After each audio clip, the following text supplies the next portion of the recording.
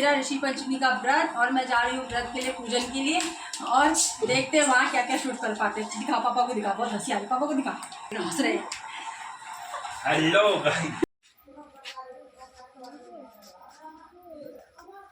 हो गया कि गर्मी इतनी धूप हो रही है। अब हम जा रहे हैं है लक्ष्मी दी। सीट गर्म हो रही है, सीट हमारे तो कब से रखी है, अब जैसा होता है। चलो चलो, और हम बस चल दिए। अब अच्छे लग रहे हो, चलो मिलते हैं। अब हम जाते हैं। तो गाइस हम पहुंच गए हैं, यही है हमारी ऋषि पंचमी की पाठ पूजा। देखते हैं कैसा रहता है आज का।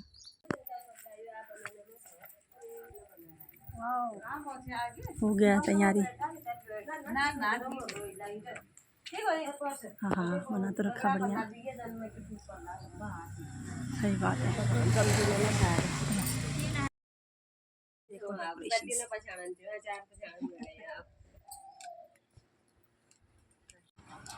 समय काफ़ी था, सारी महिलाएं पहुंची नहीं थी, इसीलिए हमने कुछ रील्स वगैरह बनाई है, उसी की शूटिंग की वीडियोस हैं।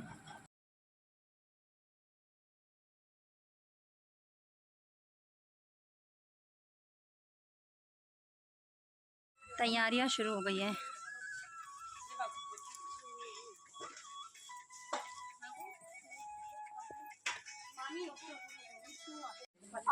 महिलाओं में खुशी का माहौल है। थोड़ी देर में भूख लगेगी तो फिर खड़े हो जाएंगे फिर।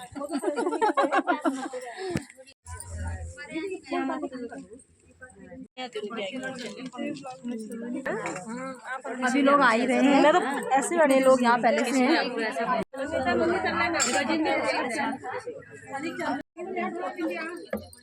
हाँ, ब्लॉगर बन गए। हाँ, गाँव घर का तो बना ही सकते हैं।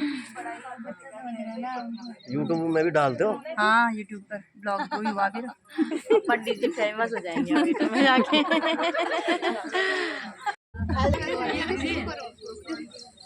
हाँ? क्या हुआ?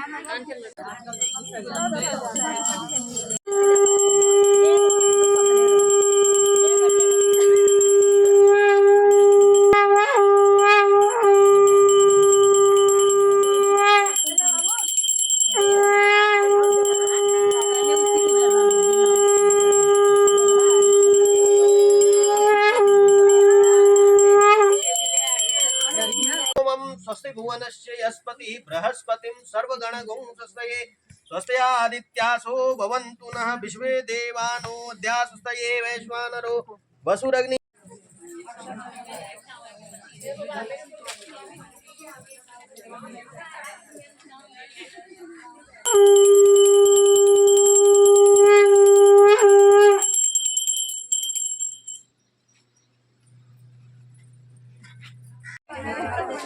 सब डाल देंगे, सब डाल दो बस।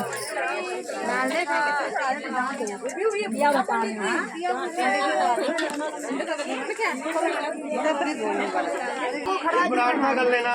कश्यपोऽत्रि भरद्वाजो विश्वामित्रस्य गौतमः जमदग्निर्वसिष्ठस्य अरुन्धत्या सहाष्टकाः कश्यपादि सप्तऋषिभ्यो नमः।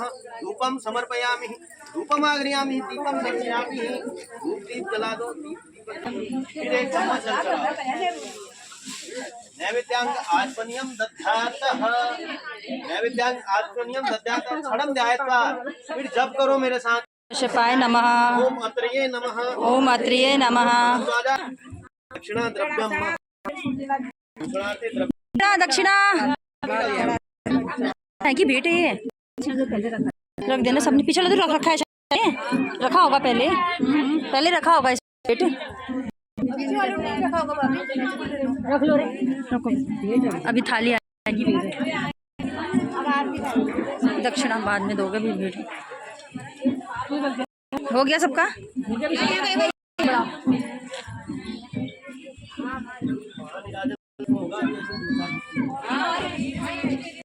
धरणी विद्युत अग्नि सुतैव च तमेव सर्वज्योतिषीमारार्तिकम्।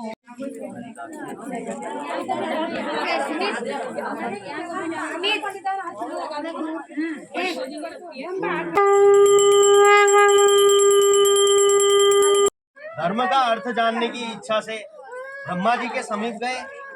और राजा सितास्य ब्रह्मा जी के समीप गए और उन्होंने ब्रह्मा जी के चरणों में शीश नवाकर बोले। तो राजा सितास्य ब्रह्मा जी बोलते हैं कि हे आदिदेव, आप समस्त धर्मों के प्रवर्तक और गूढ़ धर्मों के जानने वाले हो। आपके मुख से धर्म चर्चा श्रवण कर मन को महान शांति मिलती है, भगवान के चरण कमलों में प्रीति बढ़ती है। वैसे तो आपने मुझे नाना प्रकार के व्रतों के विषय में उपदेश दिए हैं, परंतु अब मैं आपके मुखार बिंदु से उस श्रेष्ठ व्रत को सुनने की अभिलाषा रखता हूँ, जिसके करने से प्राणी के समस्त पापों का नाश हो जाता है। तो इस प्रकार राजा सितास्य के वचनों को सुनने पर ब्रह्मा जी ने जिस प्रकार राजा सितास्य से कहा, वही मैं आप लोगों से कह रहा हूँ। तो ब्रह्मा जी बोलते हैं कि हे नृप श्रेष्ठ, तुम्हारा प्रश्न अति गुरुजी ने जो कथा सुनाई थी, अगर मैं उसको पूरा डालूं तो ब्लॉग बहुत लंबा हो जाता है, इसीलिए मैं क्षमा चाहती हूँ कि मैं पूरी कथा जो भी गुरुजी ने हमको सुनाई वो नहीं डाल सकती, क्योंकि थोड़ा वीडियो शॉर्ट ही रखना पड़ता है, क्योंकि अपलोडिंग का बड़ा प्रॉब्लम हो जाता है। मैं कल एक छोटा ब्लॉग बना के डाल दूँगी जिसमें सिर्फ कथा के बारे में ही होगा, जिसमें गुरुजी हमको कथा सुना रहे हैं। वो भी 4 या 5 मिनट का होगा। आप थोड़ी बहुत जो भी मैंने कथा रिकॉर्ड की है आप उसमें सुन लीजिएगा। कल ज़रूर डाल दूँगी मैं याद से, अभी फ़िलहाल इतना ही हो सकता है। कुशाग्र तीक्ष्ण बुद्धि वाला था और उसने अल्पकाल में ही चारों वेदों को पढ़ लिया था। हे राजन, उत्तंक ने अपनी पत्नी की परामर्श से अपनी पुत्री का विवाह एक सुयोग्य ब्राह्मण कुमार के साथ कर दिया, किंतु भगवान की गति ही कुछ ऐसी थी कि कन्या विवाह के 1 माह पश्चात ही विधवा हो गई। अतः विधवा होने के पश्चात वह कन्या अपने धर्म का पालन करती हुई अपने पिता के यहाँ रहकर ही अपने समय को व्यतीत करने लगी। और विधवा कन्या के दुख से दुखी होकर जो उत्तंक ब्राह्मण था वह अपने घरबार को अपने पुत्र को सौंपकर अपनी स्त्री और कन्या को लेकर गंगा जी के किनारे चला गया और वहां आश्रम बनाकर वेदों का पठन पाठन करने लगा। कुछ समय बाद उसके पास कुछ ब्राह्मण भी वेद पढ़ने के लिए रहने लगे और कन्या भी अपने धर्म का पालन करती हुई अपना समय व्यतीत कर रही थी। वह नित्य प्रति मन लगाकर माता पिता की सेवा करती थी और एक दिन समस्त कार्यों से थककर वह एक शिला पर आराम करने के लिए लेट गई। एक पत्थर पर वह कन्या आराम करने के लिए लेट गई। थकान के कारण उसको अपने शरीर की सुधि भी न रही और भगवान की गति से अर्धरात्रि के समय यकायक उसके शरीर में कीड़े उत्पन्न हो गए। और शिष्यों ने जब उस कन्या के शरीर पर कीड़े देखा तो उन्होंने जाकर अपनी गुरु पत्नी को बताया। कन्या के शरीर में कीड़े पड़ जाने की बात सुनकर ब्राह्मणी कातर स्वर में विलाप करती हुई रोने लगी और उसी शिला के पास पहुंची जहां उसकी कन्या बेसुध पड़ी थी। उसके शरीर पर कीड़े को देखकर वह बहुत दुखी हुई और विलाप करते करते वह ब्राह्मणी अचेत हो गई। जब उसे आया अर्थात जब उसे थोड़ा होश आया तो उसने अपनी सोती हुई कन्या को गोद में उठाया और अपने पति उत्तंक के सामने ले जाकर रख दिया। और कन्या की दशा को देखते हुए ब्राह्मणी ने अपने पति से कहा, हे स्वामी, आप कृपा कर मुझे यह बताएं कि मेरी इस साध्वी कन्या की दुर्दशा किस दुष्कर्म के कारण हुई है। अपनी भार्या की बातों को सुनकर, अपनी पत्नी की बातों को सुनकर जो उत्तंक ब्राह्मण था, वो जो उत्तंक मुनि है, वो थोड़ी देर के लिए शांत होकर हृदय में भगवान का ध्यान करने लगे। उन्होंने अपनी ज्ञान शक्ति के द्वारा कन्या के पूर्व जन्म के समस्त वृत्तांतों को जान लिया। तब वे अपने नेत्रों को खोलकर बोले, हे प्रिय, यह कन्या अपने पहले जन्म में एक ब्राह्मणी थी और उस समय इसने 16 हुई एक समय घर के घड़े आदि बर्तनों को छोड़ा था। उसी के कारण इसके शरीर में कीड़े पड़ गए हैं। शुद्ध होने के बाद अपनी सतियों के साथ सर्वमंगल मांगल। औरतें इतनी अधिक संख्या में थी कि सबका एक साथ पाठ पूजा करना संभव नहीं था। इसीलिए गुरुजी ने कम से कम 3 या 4 शिफ्ट चेंज करके सभी औरतों की पूजा पाठ को कार्य को संपन्न किया।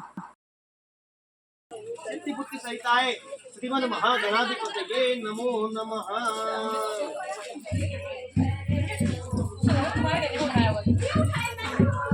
जड़ी बूटी पुष्प आदि लायो, उनसे पूजा लगा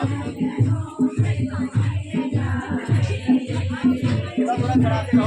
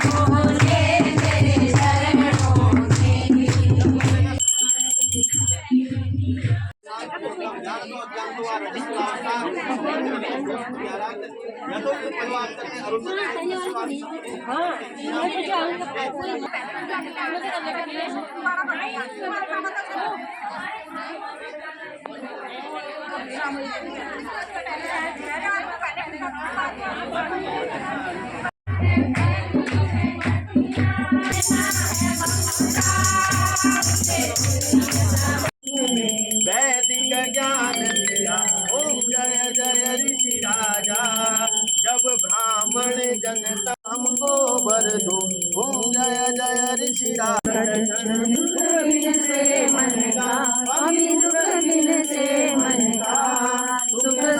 प्रचोदयात् हरि ओम। पुष्पांजलि समर्पयामि नमस्करोमि।